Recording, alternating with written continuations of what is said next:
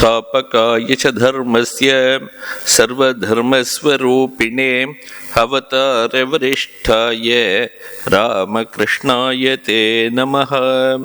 जननीं शारदां देवीं रामकृष्णं जगद्गुरुं पादपद्मे तयोः श्रुत्वा प्रणमामि मुहुर्मुहुः। नमः श्रीयतिराजाय विवेकानन्दसूरये सच्चित्सुखस्वरूपाय स्वामिने तापहारिणे। ॐ पार्थाय प्रतिबोधितां भगवता नारायणेन स्वयं व्यासेन ग्रथितां पुराणमुनिना मध्ये महाभारतम् अद्वैतामृतवर्षिणीं भगवतीम् अष्टादशाध्यायिनीम् अम्ब त्वामनुसन्दधामि भगवद्गीते भवद्वेषिणीम्।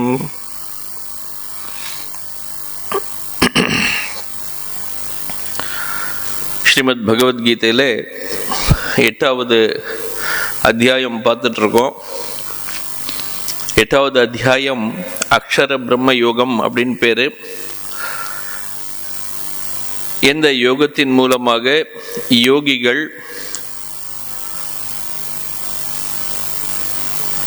தன்னுடைய உடலை விட்டு செல்லும்போது எந்த நாடியின் வழியாக சென்று எப்படி அவர்கள் ஹிரண்ய கர்ப்பலோகத்தை பிரம்மலோகத்தை அடைகிறார்கள் அப்படிங்கிறத இந்த அத்தியாயத்தில் சொல்லிட்டு இருக்கு. ஓம் இத்யேகாக்ஷரம் பிரம்ம அப்படின்னு மந்திரம் இருந்தது. ஓம் இத்யேகாக்ஷரம் பிரம்ம வியாஹரன் மாம் அனுஸ்மரன் யஹ பிரயாதி தியஜந்தேகம் சயாதி பரமாம் கதிம் அப்படின்னு சொல்லியிருந்தது. ஓம்ங்கிற ஏகாக்ஷரம் பிரம்ம, ஒரு எழுத்து உடைய பிரம்மம், பிரம்மத்திற்கு ஒரு ஆலம்பனமாக பிரம்மத்தை குறிக்கும் ஒரு சொல்லாக ஓம் அப்படின்னு இருந்தது. அந்த ஓம்காரத்தை மனதிலே நினைத்து வியாஹரன் மாம் அனுஸ்மரன், அந்த ஓம்காரத்தை சொல்லிக்கொண்டே அந்த ஓம்காரம் குறிக்கின்ற பொருளான ஈஸ்வரனை, பரபிரம்ம தத்துவத்தை மனதிலே நினைத்து கொண்டு யஹா பிரயாதி தியஜந்தேகம், யார் தன்னுடைய இந்த உடலை விட்டு வெளியே செல்கிறார்களோ, உடலை துறக்கிறார்களோ, அவர்கள் ச யாதி பரமாம் கதிம், அவர்கள் உயர்ந்த நிலையை அடைந்து விடுகிறார்கள், அந்த பிரம்மலோகத்தையே அடைந்து விடுகிறார்கள் அப்படின்னு சொல்லி நம்ம பார்த்தோம். அதை பற்றி சொல்ல வந்த பகவான் ஸ்ரீ கிருஷ்ணர் இப்ப சொல்ல போற இந்த இதுல எப்படி அந்த நிலையை அடைகிறான் ஒரு யோகி அப்படிங்கிறத இந்த இடத்துல காட்டுறார். ஸ்லோகம் நம்பர் 23. எத்திர காலேத்வனாவிருத்திம் ஆவிருத்திம் செய்வ யோகினஹா பிரயாத்தா யாந்தி தம் காலம் வக்ஷ்யாமி பரதர்ஷப அப்படின்னு ஆரம்பிக்கிறார். இந்த யோகி இந்த உடலை விட்டு அவன் செல்கிறான் என்றால் ஒரு வழி இருக்கணும். இந்த உலகத்தை விட்டு ஒருவன், இந்த உடலை விட்டு ஒருவன் செல்கிறான் அப்படின்னா அது செல்வதற்கு ஒரு வழி இருக்கணும். அது என்ன வழி அப்படிங்கிறதெல்லாம் இந்த இடத்துல சொல்ல போறார். முதல்ல 4 விதமான மனிதர்கள் இருக்கிறார்கள். ஒரு விதமான மனிதர்கள், முதல் விதமான மனிதர்கள், அவர்களை பற்றி இங்க நம்ம பேசல. 4வது விதமான மனிதர்கள் இருக்கிறார்கள், அவர்களை பற்றியும் பேசல. 2வது 3வது இருக்கக்கூடிய மனிதர்களை மட்டும் பேசுறோம். முதல்ல இருக்கக்கூடிய மனிதர்கள் செய்யக்கூடிய செயல்கள் சாதாரண மனிதர்கள். எதையெல்லாம் செய்யக்கூடாது என்று சாஸ்திரங்கள் சொல்லியிருக்கிறதோ அதையெல்லாம், அந்த செயல்களை எல்லாம் செய்யக்கூடியவர்கள், நிஷித்த கர்மங்களை செய்யக்கூடிய மனிதர்கள். பாப்பிகள் அப்படின்னு பெயர்.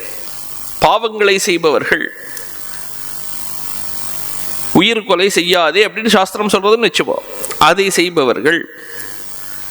மது அருந்தாதேன்னு சாஸ்திரம் சொல்றது, அதை அருந்துபவர்கள். இப்படியாக இருக்கக்கூடியவர்கள் சாஸ்திரங்கள் சொல்வதை கேட்காமல் சாஸ்திரங்கள் தடை செய்த செயல்களை செய்பவர்கள், அவர்கள் அப்படி இருக்கிறார்கள். முதல் விதமான மனிதர்கள்.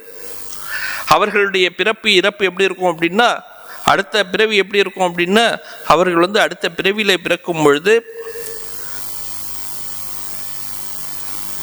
ஜாயஸ்வ மிரியஸ்வ இது திருத்தீயம் ஸ்தானம் அப்படின்னு சொல்லி சாந்தோக்கிய உபனிஷத் சொல்றது. அவர்களுடைய அடுத்த பிறவி எப்படி இருக்கும் அப்படின்னா, அவர்கள் ஒரு சின்ன பூச்சியாகவோ புழுவாகவோ பிறந்த உடனே இறக்கக்கூடிய, இப்ப ஈசல்லாம் இருக்கு, காலங்கார்த்தால தான் பிறக்கிறது போல இருக்கு.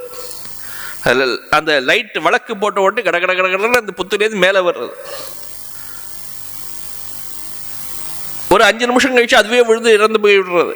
அதுக்கு ஏதோ அந்த பிறந்தது அப்படிங்கிறது பர்பஸ் என்ன அப்படின்னா, அது இறக்கிறது தான் பர்பஸ்ங்கிற மாதிரி ஆயிடுறது. அது போன்று இப்படி இந்த தவறு செய்பவர்கள் மீண்டும் மீண்டும் பிறக்கப் போகிறார்கள். அப்படிப்பட்டவர்களை பற்றி நாம் இங்க பேசல. இன்னொன்று, இரண்டாவது, இந்த சைடு ஒரு மிகப்பெரிய ஞானி, தன்னை ஜீவாத்மாவை பரமாத்மாவுடன் ஐக்கியப்படுத்தி கொண்ட ஒரு பெரிய ஞானி இருக்கிறான். அவனை பற்றியும் நாம் பேசல. ஏன்னா அவனுக்கு பிறவி என்பதே கிடையாது. அவன் இங்கேயே அத்தைவ பிரம்ம சமஷ்ணுதே அப்படின்னு சொல்லியிருக்கு உபனிஷதங்கள்லாம். அப்போ இங்கேயே இந்த உலகத்திலேயே ந தஸ்ய பிராணாக உத்கிராமந்தி, அவருடைய பிராணன் மேல போறதே இல்லை. அவருடைய பிராணன் இங்கேயே அத்தைவ சமலீயந்தே அப்படின்னு சொல்றது. இங்கேயே அவனுடைய பிராணன் பிரபஞ்சத்திலேயே கலந்து லீனமாகி விடுகிறது அவனுக்கு. அப்ப அவனுக்கு உயிர் போகிறதுங்கிறதே கிடையாது. அப்போ இந்த 2 பேரும் இல்லாமல் இன்னும் சில மனிதர்கள் இருக்கிறார்கள், தங்களுடைய கடமையை மட்டும் செய்யக்கூடிய மனிதர்கள், ஒரு கர்மிகள் அப்படின்னு சொல்றோம். இன்னொருத்தரை தியானம் செய்யக்கூடிய உபாசகர்கள் அப்படின்னு சொல்றோம். இப்ப இந்த 2 பேரை பற்றி மட்டும் நம்ம பேச போறோம். முதல் விதமான பாபிகளை பற்றி பேசவில்லை, ஞானிகளை பற்றி நாம் பேசவில்லை. மீதி 2 இருக்கக்கூடிய கர்மிகள் மற்றும் உபாசகர்கள், அவர்களை பற்றி இங்க சொல்ல போறது. அந்த இவர்களை தான் யோகிகள் அப்படின்னு இந்த 8வது அத்தியாயம் சொல்லியிருக்கு. 8வது அத்தியாயத்துல இவர்கள் 2 பேரையும் யோகிகள், கர்மயோகிகள், அப்புறம் உபாசகர்களையும் யோகிகள் அப்படின்னு சொல்றது.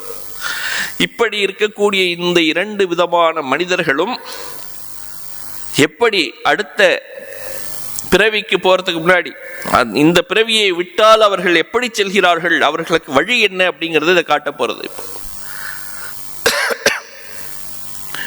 ஞானிகளுக்கு சத்யோமுக்தி உடனே அவர்கள் எப்பொழுது ரியலைஸ் பண்ணுகிறார்களோ, ஞானத்தை அடைந்தவுடன் முக்தியை கிடைத்து விடுகிறது அவர்களுக்கு.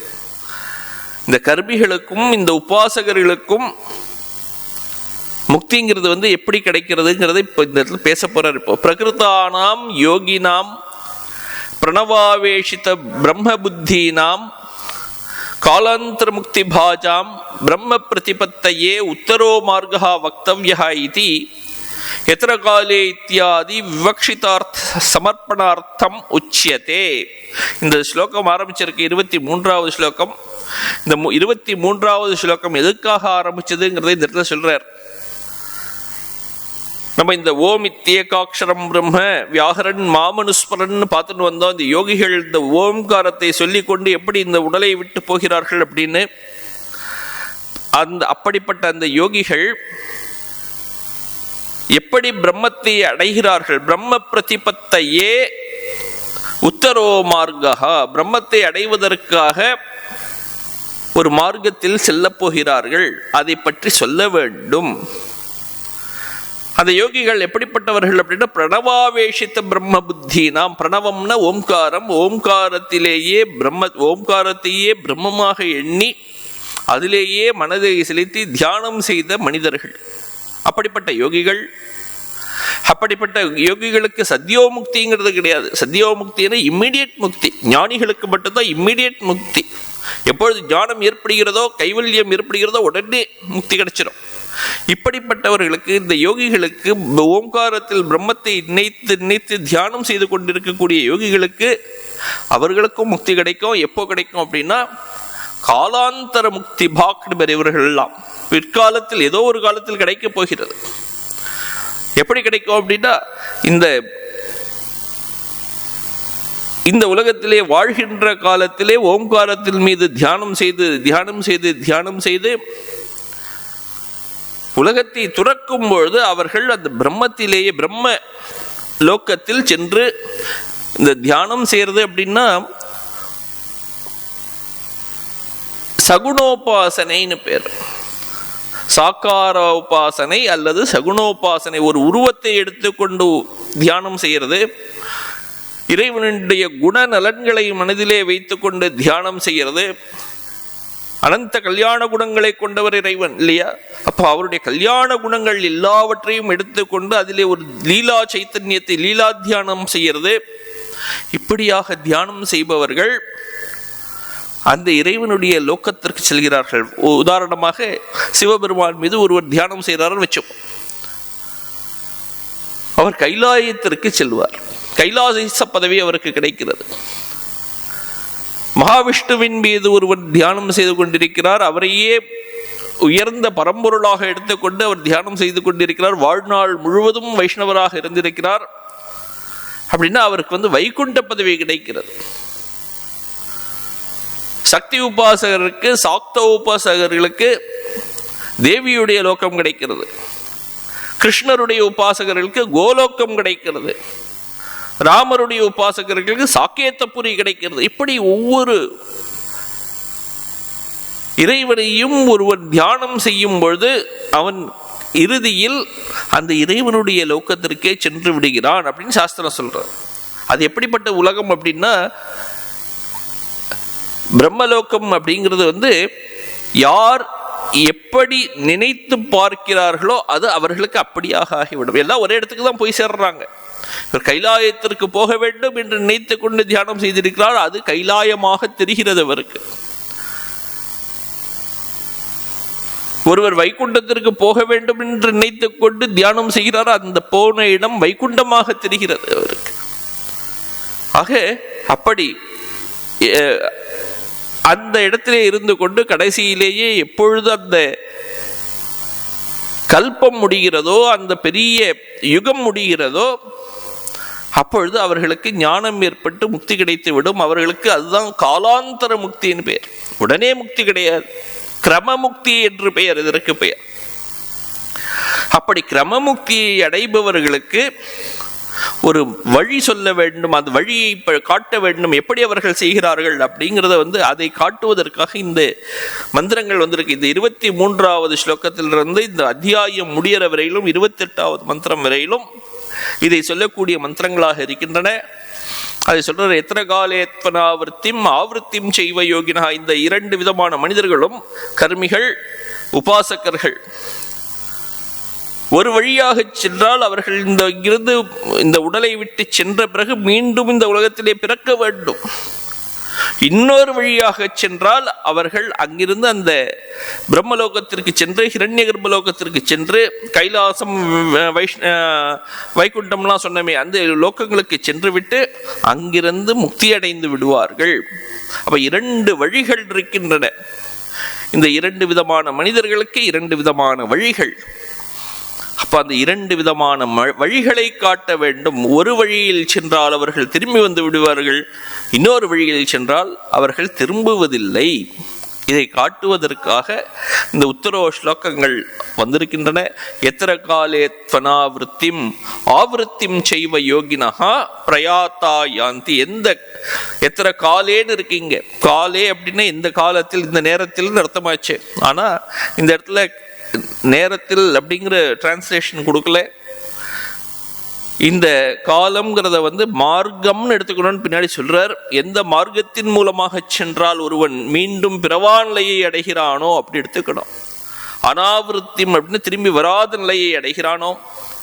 ஆவிருத்தியம் செய்வ இன்னொரு மார்க்கம் இருக்கிறது, அந்த மார்க்கம் வழியாக சென்றால் திரும்பி வருகின்ற நிலையை ஒருவன் பெறுகிறானோ.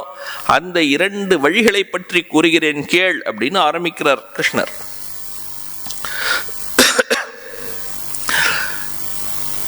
எத்திர எஸ்மின் காலே து அனாவிருத்திம் புனர்ஜென்ம, மீண்டும் புனர்ஜென்மம் இல்லாத நிலையை ஒருவன் அடைகிறானோ.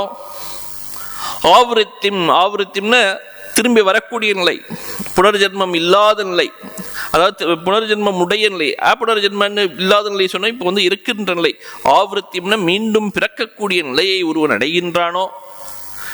யோகினஹா, யோகிகள் அப்படி அடைகிறார்கள். யோகினஹா அப்படின்னு சொன்னோடனே ஆச்சாரியர் இந்த இடத்துல சொல்லிட்டார், யோகினஹா கர்மிணஹா ச அப்படின்னு போட்டுட்டாருங்க. வெறும் யோகிகளுக்கு மட்டும் இல்லை, யோகிகள் போனாக்க இங்கிருந்து இந்த யோகினாக்க அந்த ஓம்கார தியானம் செய்கின்ற யோகி, ஏதாவது ஒரு மந்திரத்தை பிடித்து கொண்டு தியானம் செய்கின்ற யோகி, அவன் திரும்பி வராத நிலையை அடைந்து விடுகிறான். ஆனால் கர்மங்களை செய்யக்கூடியவன் அவன் மீண்டும் வருகிறான். ஏன்னா அவன் காமிய கர்மங்களை செய்கிறான். காமிய கர்மம் நம்ம 4 விதமான மனிதர்கள் பார்த்தோம். ஒரு விதம் முதல் மனிதர்கள் தவறான செயல்களை செய்பவர்கள், தடுக்கப்பட்ட செய்யக்கூடாத செயல்களை செய்பவர்கள். இரண்டாவது இருக்கக்கூடிய மனிதர்கள் அவர்கள் நல்லவர்கள், ஆனால் அவர்களுக்கு கொஞ்சம் ஆசை இருக்கிறது. தவறான ஆசை இல்லை, நல்ல ஆசை. நல்ல வழியில் இந்த உலகத்திலே வாழ வேண்டும், நல்ல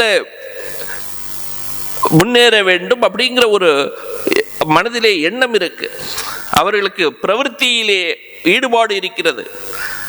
அப்போ பிரவೃத்தியில் ஈடுபாடு இருந்தால் நல்ல செயல்களை செய்ய போகிறார்கள். நல்ல விதமாக படித்து முன்னேறி நல்ல வேலைக்கு சென்று நன்றாக சம்பாதித்து இப்படியாக நல்ல வழியில் இருக்க வேண்டும் என்று விரும்புபவர்கள், நல்ல செயல்களை செய்ய வேண்டும் என்று விரும்புபவர்கள், இவர்கள்லாம் கர்மிகள்னு பெயர். அதுவும் ஒரு யோகமா. அதனாலதான் இந்த இடத்துல சொல்லியிருக்கார், கர்மணஹா து குணத்தகா கர்மயோகேன யோகினாம் அப்படின்னு சொல்லிட்டார். அவர்களையும் கர்மயோகம் செய்பவர்கள் அப்படின்னு சொல்லியிருக்கு. அதனாலதான் இந்த இடத்துல யோகினகான்னு சொன்ன போது இப்படிப்பட்ட மனிதர்களையும் சேர்த்துன்னு இருக்கார். ஆனா இந்த கர்மயோகம் செய்கின்றவர்கள், இந்த கர்மிகள்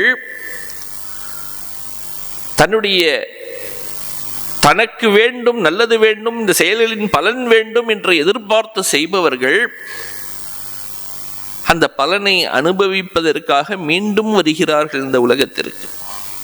எனக்கு இந்த நல்லது நடக்க வேண்டும் என்று நினைத்து நான் ஒரு செயலை செய்தேனே ஆனால், பலனை எதிர்பார்த்து நான் செய்தேனே ஆனால், அந்த பலன் எனக்கு வரும் வரையில் நான் இந்த உலகத்தில் இருந்தாக வேண்டும், மீண்டும் வந்தாக வேண்டும். அப்ப அப்படி ஒரு வழி இருக்கு. அது திரும்பி வரக்கூடிய வழி அது. இன்னொரு வழி, இந்த ஞானிகள், இந்த உபாசகர்களுடைய வழி என்ன அப்படின்னா, உபாசகர்கள் தங்களுடையது எதுவுமே இல்லை, என்னது என்று எதுவும் கிடையாது, எல்லாம் இறைவனது அப்படின்னு ஈஸ்வரார்ப்பண புத்தியா அவர்கள் வேலை செய்து விடுகிறார்கள். செய்யக்கூடிய செயல்கள் எல்லாம் கர்மங்கள் எல்லாம் கர்ம யோகமாக மாறி விடுகிறது. உபாசனைகள் மனதிலே செயல்களை மனதை அடக்கி மனதினை இறைவனின் மீது திருப்பி ஓம்கார தியானம் செய்து தன்னையே அதில் அர்ப்பணம் செய்து கொள்கிறார்கள். எனக்கு எதுவுமே வேண்டாம், இறைவா உன்னுடைய திருவடியை கொடு அப்படிங்கிற ஒரு எண்ணத்திலே செய்கிறார்கள். அப்போ அவர்களுக்கு திரும்பி வரக்கூடிய வழி கிடையாது. ஏன்னா வேண்டான்னு அவர்களே சொல்லிட்டார்கள். எதுவாக நான் செய்த இதப்பூர்வம் பிராண புத்தி தேக தர்மாதிகாரத்தோ ஜாகிரத் சொப்ன சுஷுப்தி அவஸ்தாசு கர்மணா மனசா வாச்சா எத் கிருத்தம் எதுக்தம் எத் ஸ்பிருதம் தத் சர்வம் இறைவனுடைய திருவடியில் சமர்ப்பணம் செய்கிறேன். முடிஞ்சு போச்சு. எதெல்லாம் செய்தேன், காயேன வாச்சா மனசேந்திரேர்வா புத்தியாத்மனாவா பிரகிருதேஸ்வரோ ஸ்வபாவாத் சொல்றோம் இல்லையா, எதெல்லாம் செய்தேனோ அதையெல்லாம் இறைவா உன்னுடைய திருவடியில் சமர்ப்பணம் செய்து விட்டேன். இப்போ எல்லாவற்றையும் இறைவனிடம் சமர்ப்பணம் செய்துவிட்டால் அந்த நம்மளுடைய செயல்களுக்கு உண்டான பலன்களையும் இறைவனுக்கு சமர்ப்பணம் செய்து விடுகிறோம். அப்போ நம் எந்த பலனையும் எதிர்பார்க்காததனால், அந்த பலன் இல்லாததனால் பலனை அனுபவிப்பதற்காக நாம் வர வேண்டிய அவசியமும் கிடையாது. அப்போ இன்னொரு வழி இருக்கு அதுக்கு. அப்படி அந்த 2 வழிகளை காட்டுகிறார். அந்த முதல் வழி சொல்றார் இங்கே.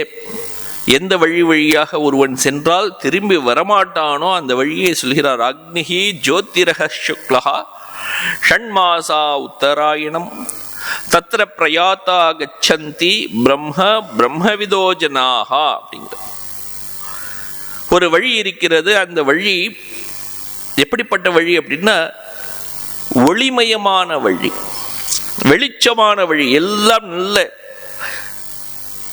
பகல் போன்று நல்ல ஒரு வழி. அக்னிஹி ஜோதிஹி அஹஹா சுக்லஹா ஷண்மாசா உத்தராயணம் அப்படிங்கிற அக்னி வழி மார்க்கம், அக்னி மார்க்கம், ஜோதி மார்க்கம், ஜோதியாக தெரியக்கூடிய மார்க்கம். அஹஹா அப்படின்னாக்க பகல் அப்படின்னு அர்த்தம். பகல் மார்க்கம், பகல்ல வெளிச்சம்னு அர்த்தம், வெளிச்சமாக இருக்கக்கூடிய. சுக்லஹா, சுக்லஹா அப்படின்னாலும் வெளிச்சம்னு அர்த்தம், வெண்மைன்னு அர்த்தம். உத்தராயண மார்க்கம் அது. அந்த மார்க்கத்தில் ஒருவன் தத்ர பிரயாத்தா கச்சந்தி, அந்த மார்க்கத்தில் ஒருவன் செல்வானே ஆனால் அவன் எங்கு சென்றடைகிறான் அப்படின்னா பிரம்மத்தை அடைகிறான். பிரம்ம பிரயாத்தா அப்படிங்கிறார், பிரம்மத்தை அடைந்து விடுகிறான். அப்படிப்பட்டவன் பிரம்மவிதோ ஜனாகா, பிரம்மத்தை அடைந்தவனாக ஆகிவிடுகிறான் அப்படிங்கிறார்.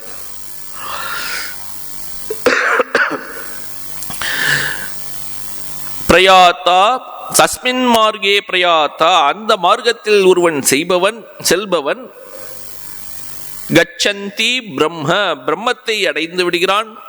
பிரம்மவித்தாக ஆகிவிடுகிறான். பிரம்மத்தை உபாசனை பிரம்ம உபாசன பராகா ஜனாக அப்படின்னு எழுதுறார் ஆச்சாரியர். பிரம்மத்தை உபாசனை, பிரம்மவித் அப்படிங்கிற பதத்துக்கு பிரம்மத்தை அறிந்தவன் அப்படின்னு அர்த்தம். ஆனா இந்த ஸ்லோகத்துல பிரம்மவித் அப்படிங்கிறது பதத்துக்கு பிரம்மத்தை உபாசனை செய்பவன் அர்த்தம். ஏன்னா இதுக்கு முன்னாடி இந்த ஸ்லோகங்கள்லாம் ஆரம்பிச்ச போது ஓம்காரத்தின் மீது தியானம் செய்பவன் அப்படிங்கிறத ஆரம்பிச்சது. அதை வச்சுதான் இந்த இடத்துல பிரணவாவேஷித்த பிரம்ம புத்தி நாம் அப்படின்னு சொல்லியிருந்தார். பிரம்மத்தின் மீது தன்னுடைய மனதை செலுத்தி பிரம்மத்தின் மீது உபாசனை செய்யக்கூடிய ஒரு மனிதன் அவனை பிரம்மவித் அப்படிங்கிறார். அப்படிப்பட்டவன், அப்படிப்பட்ட மனிதன் பிரம்மத்தை அடைகிறான். எப்படி அடைகிறான் அப்படின்னா கிரமேண இது வாக்கிய சேஷா. இந்த இடத்துல கிரமேண அப்படின்னு ஒரு வாக்கியத்தை, ஒரு வார்த்தையை போட்டுக்கணும். கிரமமாக, பொறுமையாக, ஒரு வரிசையாக அடைகிறான். உடனே அடையவில்லை, சத்யோமுக்தி அடையவில்லை, கிரமமுக்தி அடைகிறான். பிரம்மலோகத்திற்கு சென்று, வைகுண்டத்திற்கு சென்று, கைலாசத்திற்கு சென்று இந்த கல்பம் முடியும் பொழுது அவன் பிரம்மத்தை அடைந்து விடுகிறான். அதுதான் கிரமமுக்தி என்று பெயர். அதுதான் கீழே அடுத்த இதில் சொல்றார் ஆச்சாரியர். ஞானிகள் நிலை எப்படிப்பட்டது அப்படிங்கிறது இந்த இடத்துல சொல்றார். ஞானிகளுக்கும் இந்த யோகிகளுக்கும், பிரம்மத்தின் மீது தியானம் செய்யக்கூடிய யோகிகளுக்கும் உள்ள வித்தியாசத்தை இந்த இடத்துல காட்டுறார். அதாவது இந்த மூன்றாவது விதமான மனிதர்களுக்கும் நான்காவது விதமான மனிதர்களுக்கும் உள்ள வித்தியாசத்தை காட்டுறார் இங்க. நஹி சத்யோ முக்தி பாஜாம் சம்யக் தர்ஷன நிஷ்டானாம் கதிஹி ஆகதிஹி வா க்வசிதஸ்தி ந தஸ்ய பிராணா உத்கிராமந்தி இதி ஸ்ருதேஹே பிரம்ம சல்லீன பிராணாஹ ஏவதே பிரம்மமயாஹ பிரம்மபூதா ஏவதே. இந்த நான்காவது விதமான மனிதர்கள், ஞானிகள் இருக்கிறார்களே, அவர்கள் எப்படிப்பட்டவர்கள் அப்படின்னா சத்யோமுக்தி பாக் அப்படின்னு சொல்றார். உடனே முக்தி, அவர்களுக்கு ஞானம் வந்த ஒரு க்ஷணத்திலேயே முக்தி கிடைக்கக்கூடியவர்கள் அவர்கள். காலாந்தர முக்தி கிடையாது, வேற ஏதோ ஒரு காலத்திலே பிற்காலத்திலே அவர்களுக்கு கிடைக்க போறதுன்னு கிடையாது. உடனே கிடைக்கக்கூடிய, எப்பொழுது ஞானம் விட்டதோ அந்த நிமிஷமே அவர்களுக்கு முக்தி கிடைக்கப் போகிறது. அவர்களுக்கு சத்யோ முக்தி பாக்னு பெயர். அவர்களுடைய ஞானம் எப்படிப்பட்டது அப்படின்னா சம்யக் தர்ஷன நிஷ்டானம், சம்யக் அந்த ஞானத்தில் நிலை பெற்றவர்கள், நல்ல ஞானத்தில் நிலை பெற்றவர்கள், சம்யக் ஞான தர்ஷன நிஷ்டானம், அந்த நல்ல தர்ஷனம் கிடைத்தவர்கள், தர்ஷனத்தில் நிலைத்தவர்கள். தர்ஷனம்னா இந்த இடத்துல ஞானம்னு அர்த்தம். நல்ல ஞானத்தில், உயர்ந்த ஞானத்தில், அதாவது பிரம்ம ஆத்மைக்க ஞானத்தில் நிலை பெற்றவர்கள். அவர்கள் என்ன எப்படிப்பட்டவர்கள்னா பிரம்மைவ பவத்தின்னு சொல்றாங்க. பிரம்மவித் பிரம்மைவ பவதி. அப்படி பிரம்மத்தில் நிலை பெற்றவர்கள், பிரம்மத்தை அடைந்தவர்கள் பிரம்மமாகவே ஆகிவிடுகிறார்கள். அப்படி பிரம்மமாக ஆனவர்கள், பிரம்மம்னா என்ன?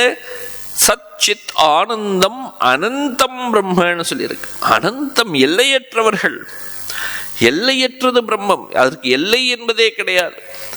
எல்லை இல்லாத ஒரு பொருள் எங்கேயும் நகரவும் முடியாது. ஏதாவது ஒரு பொருள் எல்லைக்குட்பட்டு இருந்தால் அது இங்கேயும் அங்கேயும் நகரும்.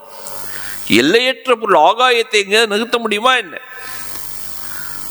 அப்போ அது அப்படிப்பட்ட அந்த அனந்தமான பொருளுக்கு பிரம்மத்தை அடைந்தவர்கள், அந்த அனந்தமான அந்த பிரம்மத்தை அடைந்தவர்கள், அவர்களுக்கு கதியும் ஆகதியும் சென்று வருவது போக்கும் வரவும் இல்லா புண்ணியனேன்னு சொல்றாரு இல்லையோ. போக்கும் கிடையாது, வரவும் கிடையாது. கதிகி ஆகதி வாக்வச்சித்ன அஸ்தி, அதுக்கு போக்கும் கிடையாது, வரவும் கிடையாது, இங்கிருந்து நகரவே முடியாது. உபனிஷத்தும் அதுதான் சொல்றது, ந தஸ்ய பிராணாஹா உத்கிராமந்தி, அவருடைய பிராணன் எங்கும் வெளியே செல்வதில்லை. அப்படிப்பட்டவர்கள், அவர்கள் தங்களுடைய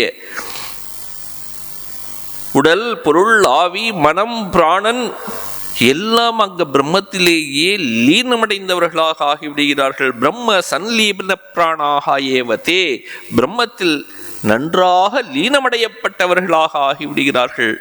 பிரம்மமயாக பிரம்மபூதாக ஏவதே, அவர்கள் பிரம்மமயமாக ஆனவர்கள், பிரம்மமாகவே ஆனவர்கள் அவர்கள் அப்படின்னு அந்த 4வது விதமான மனிதர்களை பற்றி சொல்றார். 3வது விதமான மனிதர்கள், அவர்கள் என்ன செய்கிறார்கள் அப்படின்னா, அந்த பிரகாசமான மார்க்கம் வழியாக சென்று பிரம்மலோகத்தை அடைந்து பிரம்ம உபாசனபராக ஜனாக, அங்கிருந்து பிரம்மத்தை உபாசனை செய்து கொண்டு காலாந்தரத்தில், வேறொரு காலத்தில், ஏதோ ஒரு காலத்தில், எப்பொழுது இந்த கல்பம் முடிகிறதோ அப்பொழுது கிரமேண முக்தி பஜந்தே, கிரமேண அப்படின்னு போட்டிருக்கார். அவர்கள் அந்த கிரமமாக மெதுவாக சென்று முக்தியை அடைகிறார்கள் அப்படின்னு சொல்லியிருக்கு.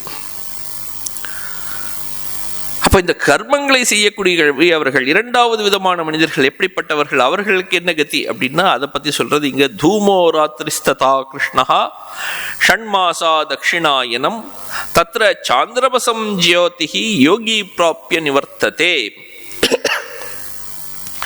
இது எப்படிப்பட்ட மார்க்கம்? முதல்ல அந்த 3வது விதமான மனிதர்கள் செல்லக்கூடிய மார்க்கம் பிரகாசமான ஒளிமயமான மார்க்கம்னு சொன்னோம். கர்மங்களை செய்யக்கூடியவர்களுடைய மார்க்கம் இருள் மார்க்கம், பயம் நிறைந்தது. இருட்டுல பயம் இருக்கு இல்லையா, அப்படிப்பட்டது. தூமோ ராத்திரிஸ்ததா கிருஷ்ணஹா ஷண்மாசா தட்சிணாயனம் அப்படின்னு சொல்லி தூம மார்க்கம். தூமம்னு புகை, புகைன்னா அது எப்போதும் இருள் அப்படின்னா கருப்பா இருக்கும், கருப்பு மார்க்கம். ராத்திரிகி இருள், ததா கிருஷ்ணஹா, கிருஷ்ணஹான கருப்பு. ஷண்மாசா தட்சிணாயனம், இப்படி தட்சிணாயன மார்க்கத்திலே போகக்கூடியவர்கள் கர்மிகள்.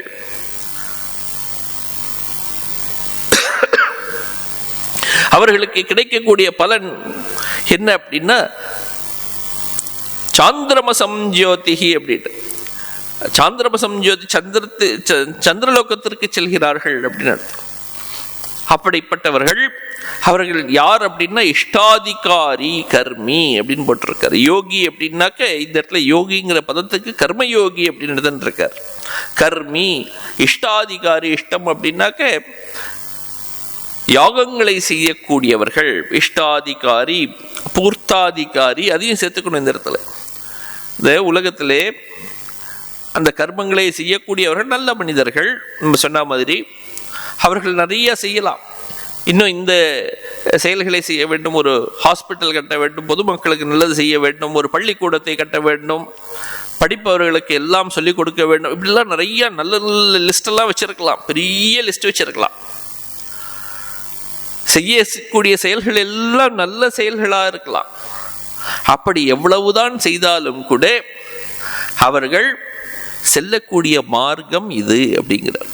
ஏன்னா அவர்கள் செய்வதெல்லாம் இந்த உலகத்தில் இருக்கக்கூடிய பொருட்களை செய்திருக்கிறார்களே தவிர வெளியே இருக்கக்கூடியவற்றை இணைத்து செய்திருக்கிறார்களே, ஆப்ஜெக்ட்ஸை வைத்து செய்திருக்கிறார்களே தவிர உள்ளே இருக்கக்கூடிய சப்ஜெக்டுக்கு வரல, நான்கிறத பார்க்க வரல, உள்ளே இருக்கக்கூடிய ஆத்மாவை நினைக்க வரல, அதை அடையக்கூடிய வழியான ஓம்கார தியானத்துக்கு வரல. அதனால அந்த ஓம்கார தியானம் வரும் வரையில் அவர்கள் இங்கிருந்து இந்த உலகத்தை விட்டு சென்று மீண்டும் திரும்ப வர வேண்டும். அப்போ அதனால இந்த இடத்துல போட்டிருக்காரு இஷ்டாதிகாரி யோகி கர்மி. அவர்கள் இங்கிருந்து சென்று பிராப்ய நிவர்த்ததே அப்படின்னு சொல்லியிருக்கார். நிவர்த்ததேன்னு மீண்டும் விடுகிறார்கள் அப்படின்னு அர்த்தம்.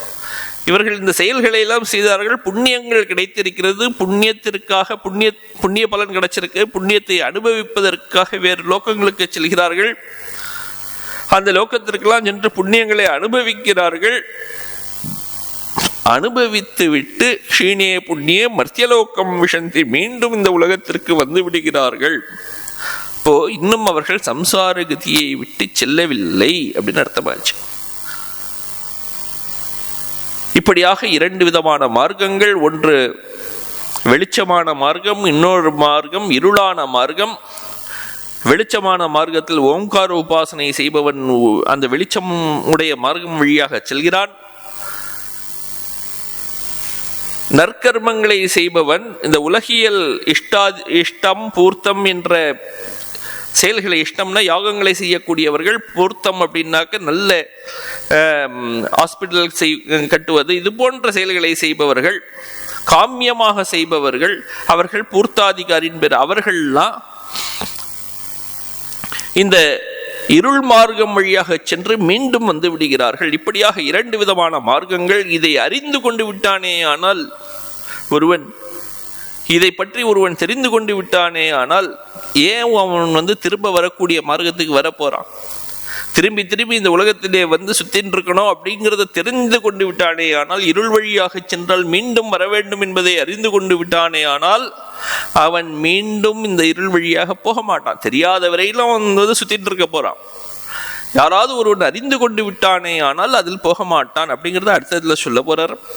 சுக்ல கிருஷ்ணே கதிஹ்யேதே ஜெகத சாஸ்வதே மதே ஏகையாயாத்யனாவர்த்திம் அந்நியாவர்த்ததே புனகா. இந்த இரண்டு விதமான மார்க்கங்கள் இருக்கின்றன. சுக்ல கிருஷ்ணே கதிஹ்யேதே, இப்படியாக இரண்டு மார்க்கங்கள். சுக்லம் அதாவது வெண்மை பிரகாசம் என்ற ஒரு மார்க்கம், ஒளிமயமான ஒரு மார்க்கம், இன்னொன்று இருள்மயமான இன்னொரு மார்க்கம். இப்படியாக இரண்டு விதமான மார்க்கங்கள் இருக்கின்றன இந்த உலகத்திலே. ஜெகதகா சாஸ்வதே மதே, இப்படியாக எப்போதும் இருந்து கொண்டிருக்கக்கூடிய இந்த இரண்டு மார்க்கங்கள். ஏகையா யாத்தியனாவர்த்தி, ஒரு வழியில போனா அவன் திரும்பி வருவதில்லை. அந்நியா ஆவர்த்ததே புனக, இன்னொரு மார்க்கத்தில் அவன் சென்றால் மீண்டும் திரும்பி வந்து விடுகிறான். இப்படி இரண்டு மார்க்கங்கள் இருக்கின்றன அடுத்த ஸ்லோகத்தில் சொல்றார். சுக்ல கிருஷ்ணே அப்படின்னு சொல்றார். ஞான எதுக்காக இதுக்கு வந்து சுக்லம்னு பேர், எதுக்காக இதை ஒளிமயம் அப்படின்னு சொல்றோம் அப்படின்னாக்க அதையும் எழுதுறாரு இங்க. ஏன்னா அவனுக்கு வந்து தியானம் ஞானம் இருக்கிறது. தியானம் செய்கிறான் அப்படின்னாக்க அந்த வித்யை இருக்கிறது. வித்யைங்கிறது வந்து ஒளி, ஞானம் ஒளி, ஞான ஒளி இருக்கிறது அவனுக்கு. அதனாலதான் இந்த இடத்துல சொல்லியிருக்கிறது ஞான பிரகாஷகத்வாத் சுக்லா அப்படின்னு பெயர். அந்த அந்த மார்க்கத்திற்கு பெயர் சுக்ல மார்க்கம்னு ஏன் பெயர், ஒளி பொருந்திய மார்க்கம்னு ஏன் பெயர் அப்படின்னாக்க அதுக்கு வந்து ஞான பிரகாசம் இருக்கிறது, ஒளி பிரகாசம் இருக்கிறது. ஞானம்ங்கிற ஒளி, ஞான ஒளி இருக்கிறது. அதனால அதற்கு பெயர் ஒளி பொருந்திய மார்க்கம்னு பெயர். இன்னொரு மார்க்கம் இருக்கிறது அந்த இருள் மார்க்கம். ஏன் என்றால் அது ஞானம் என்பது இல்லை, தத் அபாவாத் கிருஷ்ணா அப்படிங்கிறார். இப்படியாக இரண்டு விதமான மார்க்கங்கள் இருக்கின்றன. அந்த இரண்டு மார்க்கங்கள் வந்து எப்போதும் இருக்கக்கூடியவை, நித்தியமாக இருக்கக்கூடியவை. ஏனென்றால் இந்த சம்சாரம் இருக்கும் வரையில் அவை இரண்டும் இருக்கணும். இந்த உலகம் இருக்கும் வரையில் அவை இருந்தே ஆகணும். ஒருவன் ஒவ்வொருவருக்கும் இந்த இரண்டு மார்க்கங்கள் திறந்திருக்கணும். எந்த மார்க்கத்தில் இவன் போகிறாங்கிறது இவன் சூஸ் பண்ணணும். அவன் இருக்கின்ற வரை, இந்த உலகத்தில் இருக்கின்ற வரை, சம்சாரம் அவனுக்கு இருக்கின்ற வரை அந்த இரண்டு மார்க்கங்கள் இருக்கணும். அதனாலதான் இங்க சொல்ற சாஸ்வதே நித்தியே சம்சாரஸ்ய நித்தியத்வாத் அப்படிங்கிற. சம்சாரம் நித்தியமா இருக்கு, சம்சாரங்கள் இருக்கின்றது. சம்சாரம் இருக்கும் வரை, இந்த உலகம் இருக்கும் வரை அவனுக்கு வந்து அந்த இரண்டு மார்க்கங்கள் இருக்க வேண்டும். அப்படி அந்த இரண்டு மார்க்கங்கள் இருக்கின்றன. அந்த இரண்டு மார்க்கங்களிலே ஒரு மார்க்கம் வழியாக செல்லும் பொழுது அவன் திரும்பி வருவதில்லை. ஏகையா யாத்தி அனாவிருத்திம் அப்படிங்கிறார். ஒரு வழியில் சென்றானே ஆனால், அது எந்த வழி? அந்த பிரகாசமான வழியில் ஒருவன் சென்றானே ஆனால் மீண்டும் வருவதில்லை. தத்திர ஏகையா சுக்லையா யாத்தி அனாவிருத்திம் அப்படிங்கிறார். அவன் திரும்பி வராத நிலையை அடைந்து விடுகிறான். அந்நியா இன்னொரு மார்க்கம் வழியாக, அந்த ஒளி மார்க்கம் இல்லாமல் இன்னொரு மார்க்கம் இருக்கிறது, இருள் மார்க்கம். அந்த மார்க்கத்தில் சென்றானே ஆனால் ஆவர்த்ததே புனகா, மீண்டும் திரும்பி வந்து விடுகிறான். தெரிஞ்சு போச்சு. இப்ப இந்த அறை இருக்கிறது, இந்த அறையை விட்டு நம்ம வெளியே போகணும்னு வச்சுப்போம். இங்க ஒரு வழி இருக்கு, இங்க ஒரு வழி இருக்கு. இந்த வழி வந்து நம்ம வந்து வெளியே கூட்டின்னு போறது. இந்த வழி நம்ம சப்போஸ் இது இங்கேயே போய் ஒரு சுற்றி திரும்ப இங்கே வருதுன்னு வச்சுப்போம். வெளியே கூட்டின்னு போகாமல் இங்கேயே போய் ஒரு திரும்பி இங்கேயே வந்துடுறது. அப்போ இந்த வழியில் நம்ம போயிட்டே இருப்போமா என்ன? வெளில போகணும்னு நினச்சாக்க நமக்கு வழி தெரிந்து விட்டது என்றால் இந்த வழியை துறந்து அந்த வழிக்கு போயிட போகிறோம். இப்போ நம்ம வழியை பற்றி ஒரு ஞானம் இருக்க வேண்டும். இங்கிருந்து ஒருவன் எப்படி சென்றால் முக்தியை அடையலாம் அப்படிங்கிற ஒரு ஞானம் ஒருவனுக்கு ஏற்பட வேண்டும். அந்த ஞானம் ஏற்படுவதற்காக இதெல்லாம் சொல்லிட்டு வர்றார். யாருக்கு அப்படி ஒரு ஞானம் வந்து விட்டதோ அவன் இந்த சுத்தின்றே இருக்கக்கூடிய இந்த சம்சாரத்திலே மீண்டும் மீண்டும் பிறந்து பிறந்து இறக்கக்கூடிய இந்த வழியிலே ஒருவன் இருக்க வேண்டிய அவசியம் இல்லை. விட்டு போயிடுவான். தெரிந்தவன் முழுக மாட்டான், இதிலேயே முழுகி விட மாட்டான். தெரியாதவன் வேணா முழுகின்றிருக்கலாம் இதுல சம்சாரத்தில். புரிந்து கொண்டு விட்டவன், சம்சாரத்தை புரிந்து கொண்டு விட்டவன் இதற்காக இதுல போய் முழுக போறான். இந்த இரண்டு கதிகளையும் இரண்டு மார்க்கங்களையும் பற்றி அறிந்த ஒரு யோகி இதில் முழுக மாட்டான் அப்படின்னு சொல்றாரு இங்க. நைத்தே ஸ்ருதி பார்த்த ஜானன் யோகி முஹ்யதி கஷ்டன. இந்த இரண்டு ஸ்ருதின மார்க்கங்கள், இந்த இரண்டு மார்க்கங்களையும் ஜானன், ஜானன்ன அறிந்தவன். ஒரு மார்க்கம் வழியாக போனால் அது சம்சாரத்திற்கு அழைத்து சென்று விடுகிறது, இன்னொரு மார்க்கம் வழியாக சென்றால் அது மோட்சத்திற்கு ஒருவனை அழைத்து செல்கிறது என்று அறிந்தவன். சம்சாராய ஏகா கதிஹி ஸ்ருதிஹி அன்யா மோக்ஷாய ஏகா இதி அப்படிங்கிறார்.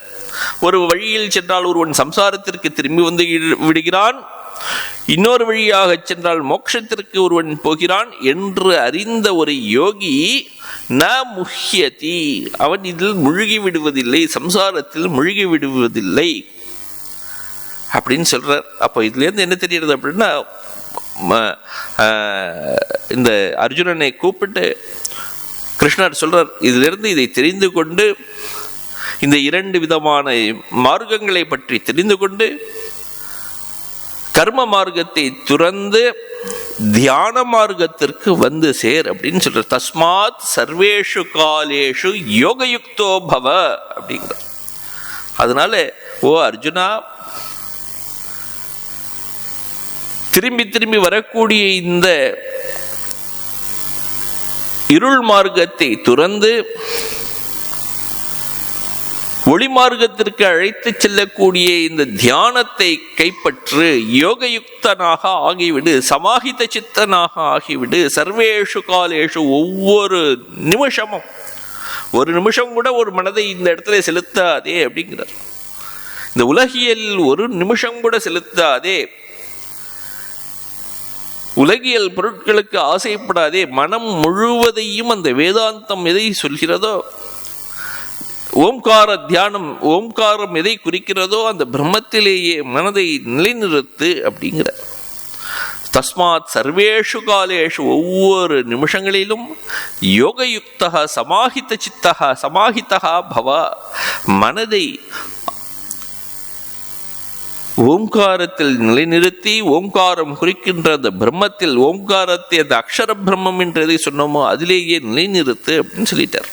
அதை அந்த உபதேசமாக அர்ஜுனனுக்கு அந்த இடத்துல சொல்லியிருக்கார். ஏன் அப்படின்னாக்க அந்த யோகத்துக்கு அவ்வளவு பெரிய மகாத்மியம் இருக்கு, அவ்வளவு பெரிய ஒரு ஒரு மகாத்மியம். மகாத்மியம் அப்படின்னாக்க அதுக்கு அவ்வளவு பெரிய பெயர் இருக்கு, ஒரு ஃபேமஸ். அது ஸ்ருணு யோகஸ்ய மகாத்மியம், யோகத்துடைய ஒரு பெரிய மகாத்மியம் இருக்கு, அதை நான் சொல்றேன் கேள் அப்படின்னு சொல்றாரு இங்க. அடுத்த ஸ்லோகத்தில் சொல்றாரு, வேதேஷு யக்ஞேஷு தபஸ்ஸு சைவ தானேஷு யத் புண்ணியஃபலம் பிரதிஷ்டம் அத்யேதி தத் சர்வமிதம் விதித்வா யோகி பரம் ஸ்தானம் உபைதி சாத்யம் அப்படிங்க. இந்த 4 விதமான மனிதர்கள் சொன்னோம். ஒன்று, தவறான வழியில் செல்லக்கூடிய மனிதர்கள், அவர்களை பற்றி நாம் பேசவில்லை. இரண்டாவது, இந்த எக்ஸ்ட்ரீம் ஞானி, அவர்களை பற்றியும் நம்ம பேசல. 2, 3ஆக இருக்கிறார்கள் நம்மள மாதிரி மனிதர்கள். முயற்சி செய்து கொண்டிருக்கிறோம், நல்லது செய்யணும்னு நினைச்சுட்டு இருக்கோம், அப்படி இறைவனையும் பிடிக்கணும்னு நினைச்சுட்டு இருக்கோம். அப்படி இருக்கக்கூடிய மனிதர்கள், இந்த 2 மனிதர்களை கம்பேர் பண்ணி இந்த இடத்துல இந்த ஸ்லோகம் சொல்றார். நல்ல செயல்களை மட்டுமே செய்து வேறு இறைவனிடம் வராமல் வெறும் செயல்களையே செய்து கொண்டு நல்ல செயல்களையே செய்து கொண்டிருக்கக்கூடிய ஒரு நல்ல மனிதனும் ஓங்கார தியானம் செய்யக்கூடிய இன்னொரு மனிதன், இந்த 2 பேரையும் எடுத்துன்னு இந்த இடத்துல சொல்றார். இந்த நல்ல மனிதன் என்னெல்லாம் செய்யறான் அப்படின்னாக்க, நன்றாக படிக்கிறான், நன்றாக செயல்களை செய்கிறான். வேதேஷு யக்ஞேஷு தபஸ்ஸு செய்வ தானேஷு, நல்ல செயல்களை எல்லாம் செய்கிறான். வேதங்களை நன்றாக படிக்கிறான்.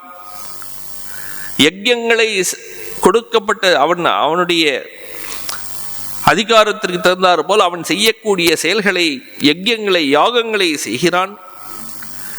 நல்ல நிலையை அடைய வேண்டும் என்று புத்திரகாமேஷ்டி யாகம் செய்கிறான். நல்ல புத்திரனை பெற வேண்டும் என்பதற்காக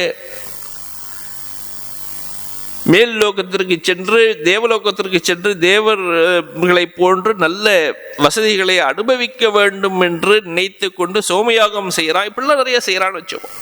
இப்போ இந்த காலத்தில் நன்றாக முயற்சி செய்து அவன் வேலைக்கு சென்று நன்றாக படித்து சம்பாதித்து பொருட்களை ஈட்டுகிறான் அப்படின்னு வச்சுப்போம். அப்படிப்பட்டதும் ஒரு பெரிய யாகம், அதையும் செய்கிறான். தபஸ்ஸு செய்வ தானேஷ், தவங்களை செய்கிறான். ஒரு தவம் அப்படின்னாலே நன்றாக தப ஆலோசனைன்னு பேர். நன்றாக யோசித்து செயல்களை செய்கிறான். ஒரு சயின்டிஸ்ட் செய்யக்கூடியதெல்லாம் தவங்கள். அவர்கள் சயின்டிஸ்ட்லாம் ஏதோ பெரிய வேலைகள்லாம் செஞ்சுட்டு இருக்க மாட்டார்கள். அவர்களுடைய செயல்கள் எல்லாம் குறுகி மனதிலே, அவர்களுடைய செயல்கள் எல்லாம் அந்த ஒரு புத்தி பூர்வமாக இருக்குமே தவிர உடல் பூர்வமாக இருக்காது. பிசிக்கல் லெவலில் எந்த ஆக்டிவிட்டியும் இருக்காது, பட் இன்டெலெக்சுவல் லெவலில் இருக்கும். அதற்கு பெயர் தவம் என்று பெயர். அப்படி தவங்களை செய்யலாம்.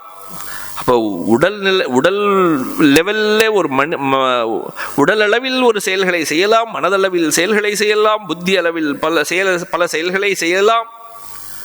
தானேஷு, தானங்களை செய்யலாம், பெரிய பெரிய தானங்கள் செய்யலாம்.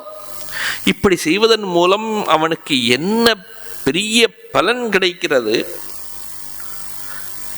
அந்த பலன்கள் எல்லாவற்றையும் தாண்டி ஒரு பெரிய பலனை இந்த ஓங்கார தியானம் செய்யக்கூடிய 3வது வகை மனிதன் பெற்று விடுகிறான் அப்படின்னு சொல்றது.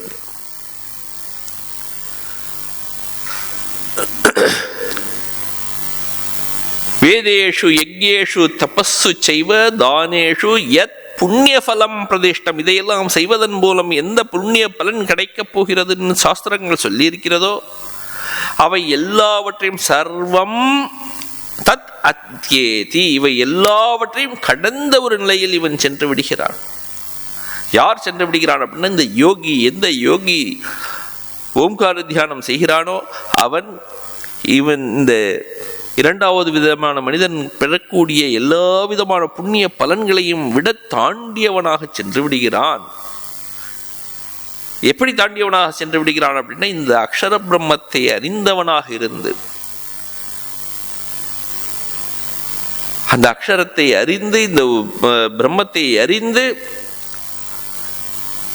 இதம் விதித்வா அப்படின்ற இந்த அத்தியாயத்திலே சொல்லப்பட்ட அக்ஷர பிரம்மம் எது சொல்லப்பட்டதோ அதை அறிந்தவனாக ஆகி, அப்படிப்பட்ட யோகி பரம் ஸ்தானம் உபைத்தி, உயர்ந்த ஸ்தானத்தை, இறைவனுடைய ஸ்தானத்தை, அதுதான் இங்க எழுதுறார். பரம் பிரகிருஷ்டம் ஐஸ்வரம் ஸ்தானம்னு எழுதுறார். அப்படி அந்த இறைவனுடைய ஸ்தானத்தை அடைந்து ஆத்தியம்னா இந்த ஆத்தியத்தை அடைகிறான் அப்படின்னா, ஆத்தியம் அப்படின்னா எல்லாவற்றுக்கும் ஆதி காரணமாக இருக்கக்கூடியது பிரம்மத்தை, காரண பிரம்மத்தை அடைந்து விடுகிறான், ஈஸ்வரனை அடைந்து விடுகிறான் அப்படின்னு சொல்றார். அதான் இந்த சொல்றார், வேதேஷு சம்யக் அதீதேஷு, நன்றாக வேதங்களை கற்று அதன் மூலமாக எந்த புண்ணிய பலன் வந்ததோ, யக்ஞேஷு, யஜ்ஞங்களை எப்படி பண்ணணும், அதுவும் நல்ல சாங்கோபாங்கமா எல்லா விதமான அங்கங்களையும் வைத்து யஜ்ஞங்கள் செய்ய வேண்டும். சாத்குண்யேன அனுஷ்டிதேஷு யக்ஞேஷு, யஜ்ஞங்களை எல்லாம் நன்றாக விஸ்தாரமாக செய்து அதன் மூலமாக ஒருவனுக்கு என்ன புண்ணிய பலன் வந்ததோ, தபஸ்ஸு நன்றாக, சுதப்தேஷு நன்றாக ஆலோசனை செய்து நன்றாக தவங்களை செய்ததனால் ஒருவனுக்கு என்ன புண்ணிய பலன் கிடைத்ததோ, தானேஷு சம்யக் தத்தேஷு, தானத்தை நன்றாக கொடுப்பதன் மூலம் அவனுக்கு என்ன புண்ணிய பலன் கிடைத்ததோ, தானத்தை நன்றாக கொடுப்பதுன்னு என்ன அர்த்தம்?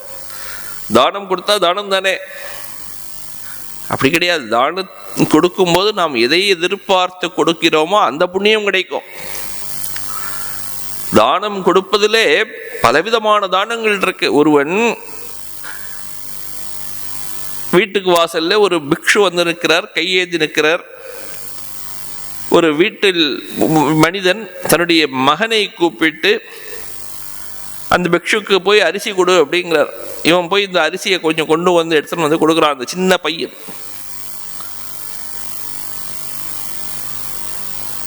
பக்கத்து வீட்டுக்குள்ளே, அதுவும் அந்த பக்கத்து வீட்டிலும் இதே நடக்கிறது. தந்தை தன்னுடைய மகனை அனுப்பி அவனுக்கு அரிசியை கொடுக்கிறார். முதல் வீட்டிலே இந்த முதல் மனிதனுடைய மனம் எப்படி இருந்தது அப்படின்னா, ஒரு பிக்ஷுவிற்கு அரிசி கொடுக்க வேண்டும், அவருக்கு தானம் கொடுக்க வேண்டும், அந்த எண்ணம் அந்த குழந்தைக்கு வர வேண்டும் என்பதற்காக குழந்தையை கூப்பிட்டு நீ கொடு அப்படின்னு சொல்லி கொடுக்கிறார். அவனுக்கு சொல்லி கொடுக்கிறார் குழந்தைக்கு. அப்ப அவருக்கு வந்து ஒரு பெரிய புண்ணியம் கிடைச்சது, அந்த குழந்தைக்கு ஒரு பெரிய புண்ணியம் கிடைச்சது. இரண்டாவது மனிதன் நம்ம போய் கொடுத்தா கொஞ்சம் ஜாஸ்தி கொடுக்குற மாதிரி இருக்கும், குழந்தை கை சின்ன கை, அவன் போய் கொடுக்கட்டும் அப்படின்னு நினைச்சு கொடுக்குறார். அப்ப அவனுக்கு என்ன கிடைக்கும்? அவ்வளவுதான் கிடைக்கும் இல்லையா? ஸோ அப்போ கொடுக்கிற அளவு ஒன்று தான், ஆனா அந்த எந்த எண்ணத்தில் கொடுத்தானோ அதற்கு உண்டான பலன் கிடைக்கும். டொனேஷன் கொடுக்குறோம், அதுதான் தானம்னு பேர். அந்த தானத்துக்கு நம்ம நினைக்கும் போதே நினைக்கிறோம் 80G இருக்கான்னு நினைச்சு தான் கொடுக்குறோம். அதுக்கு உண்டான பலன் கிடைக்கும், நிச்சயமா 80Gக்கு உண்டான பலன் கிடைக்கும். ஆனா தானத்தோட பலன் அது கிடையாது. இறைவன் நினைத்தாரே. ஆனால் அப்படி வந்து ஆஹா இவன் இப்படி இருந்து கொண்டு, இப்ப மத்தூர் பாபு இருந்தார், எவ்வளவோ செய்தார் குருமராஜுக்கு. எதையாவது எதிர்பார்த்து செய்தாரா என்ன? எதிர்பாராமல் செய்யும் பொழுது எதிர்பாராத ஆசீர்வாதம் கிடைக்கும். அப்படி தானத்தில், அதனாலதான் இங்க சொல்லு தானேஷு அப்படின்னு. தானம்னா சம்யக் தத்தேஷு, தானம் கொடுக்கிறதே வந்து எப்படி கொடுக்க வேண்டும்? ஸ்ரத்தையா தேயம், ஹிரியா தேயம், பியா தேயம், இப்படிலாம் சொல்லிட்டே வந்து இப்படியாக ஸ்ரத்தையோடு தானம் கொடுக்க வேண்டும். சுவாமி விவேகானந்தர் சொல்றார், தானம் கொடுக்கும்போது கொடுப்பவன் உயர்ந்தவன் இல்லை, வாங்குபவன் உயர்ந்தவன் இல்லை, கொடுப்பவன் தான், கொடுப்பவனுக்கு தான் வந்து பாக்கியம் கிடைச்சிருக்கு அப்படிங்கிற. அவனுக்கு பாக்கியம் கிடைச்சதுனால அவன் வந்து வாங்கி கொண்டிருக்கிறான். அவன் வாங்குபவன் இல்லாவிட்டால் இவனுக்கு எதுக்கு கொடுக்க வேண்டும் என்ற ஒரு கொடுப்பவனாக இருக்க முடியாது. அந்த கொடுக்கக்கூடியவனுக்கு ஒரு புண்ணியமும் கிடைச்சிருக்காது. அப்போ வாங்குபவன் இருந்ததுனால இவன் பாக்கியவானாக ஆனா. அதுதான் சொல்றாரு.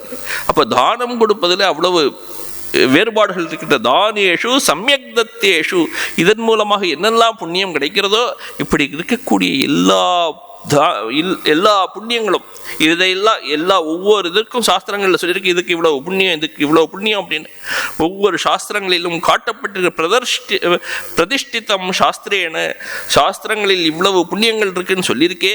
இந்த எல்லா புண்ணியங்களையும் கடந்து போகிறான் இந்த ஓம்கார தியானம் செய்பவன். அத்யேதி அதீத்ய கச்சதி அப்படிங்கிற. தத் சர்வம் ஃபலஜாத்தம், இந்த எல்லா விதமான புண்ணியங்களையும், இந்த கர்மி பெறக்கூடிய எல்லா விதமான புண்ணியங்களையும் கடந்தவனாக அவன் ஆகிவிடுகிறான். யாரு? அந்த யோகி. எப்படி? இதம் விதித்வா, இதை அறிந்து, எதை இந்த அத்தியாயம் ஆரம்பத்திலேயே கிம் தத் பிரம்ம கிம் அத்தியாத்மம் கிம் கர்ம புருஷோத்தமன் ஆரம்பிச்சது. அந்த பிரம்மம்னா என்ன, அத்தியாத்மம்னா என்ன, இப்படியாக 7 கேள்விகளை கேட்டார். அந்த 7 கேள்விகள், கிம் தத் பிரம்ம கிம் அத்தியாத்மம் கிம் கர்ம புருஷோத்தம அதிபூதம் ச கிம் புரோக்தம் அதிதெய்வம் கிம் உச்யதே அதியக்ய கதம் கோத்திர தேகேஸ்மின் மதுசூதன பிரயாண காலே ச கதம் ஞேயோசி. இந்த உடலை விட்டு செல்லும் பொழுது இதையெல்லாம் எப்படி அறிந்து கொள்வது என்பதெல்லாம் இந்த 7 கேள்விகளை கேட்டார். அந்த 7 கேள்விகளையும் உண்டான பதில் எல்லாம் இந்த அத்தியாயத்தில் 8வது அத்தியாயத்தில் சொல்லியிருக்கு. இந்த 8வது அத்தியாயத்தை சம்பூர்ணமாக ஒருவன் அறிந்து கொண்டு விட்டானே ஆனால் அந்த யோகி, அதான் இதம் விதித்வா அப்படின்னு போட்ட சொல்ற, சப்த பிரஷ்ன நிர்ணயத்வாரேன, இந்த 7 கேள்விகள் கேட்டார். அந்த 7 கேள்விகளுக்கு உண்டான பதிலாக இது வந்தது. அந்த 7 கேள்விகளுடைய பதிலை நன்றாக அறிந்து உக்தம் சமயக் அவதாரிய, இது 7 கேள்விகள் வழியாக என்னெல்லாம் பதில் சொன்னாரோ அவற்றை எல்லாம் நன்றாக அறிந்து கொண்டு அனுஷ்டாய, அதையெல்லாம் தன்னுடைய வாழ்க்கையை அனுஷ்டானம் பண்ணி அந்த யோகி பரம் ஐஸ்வர்யம் பிராப்னோதி அப்படின்னு சொல்லிட்டு, பரம் பிரகிருஷ்டம் ஐஸ்வரம் ஸ்தானம் உபைத்தி, உயர்ந்த நிலையை அடைந்து விடுகிறான். அந்த இரண்ய கர்ப்ப உலகத்திற்கு சென்று விடுகிறான். சிவனை வழிபட்டால் கைலாசத்திற்கு சென்று விடுகிறான். விஷ்ணுவை வழிபட்டால் வைகுண்ட லோகத்திற்கு சென்று விடுகிறான். கிருஷ்ணரை வழிபட்டால் கோலோகத்திற்கு சென்று விடுகிறான். உயர்ந்த லோகம். அங்கிருந்து அவன் கிரமமாக முக்தி நிலையையும் அடைந்து விடுகிறான். ச ஆத்யம் ஆதௌபவம் காரணம் பிரம்மைத்யர்த்தா, அந்த காரண பிரம்மமாக இருக்கக்கூடிய ஈஸ்வர நிலையை அடைந்து விடுகிறான் அப்படின்னு சொல்றார்.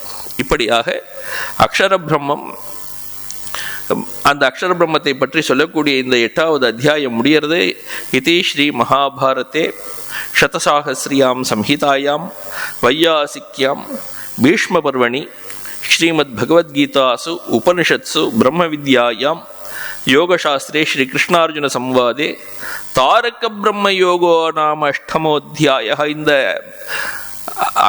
அக்ஷர பிரம்மம் யோகம்ங்கிற பேரு, இதுக்கு இன்னொரு பேரும் இருக்கு, தாரக பிரம்ம யோகம்னு. இது ஏன் அப்படின்னா, இந்த ஒரு மனிதனை இந்த சம்சாரம் என்ற கடலை கடத்தி வைக்கிறது, கடலை தாண்டி ஒருவனை இழுத்து செல்கிறது.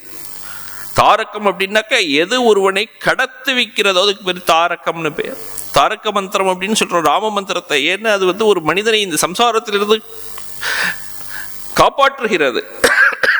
அந்த பிரம்மம் ஓம்கார தியானம் ஒரு மனிதனை காப்பாற்றுகிறதுங்கிறதுனால அதுக்கு பேர் தாரக பிரம்மம்னு பேர். அப்படிப்பட்ட யோகம் இது. அதனால தாரக பிரம்ம யோகோ நாம அஷ்டமோ அத்தியாய. இந்த அத்தியாயத்துக்கு பல பெயர்கள் இருக்கின்றன. இது ஒரு பெயர்.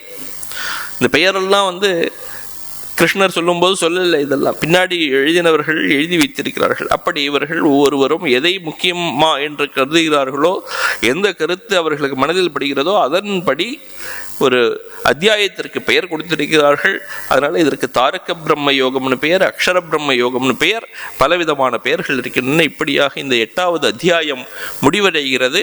9வது அத்தியாயத்தை அடுத்த வகுப்பிலே பார்க்கலாம். ஓம் சாந்தி சாந்தி சாந்தி. ஹரி ஓம் தத்சத். ஸ்ரீராமகிருஷ்ணார்ப்பணமஸ்து.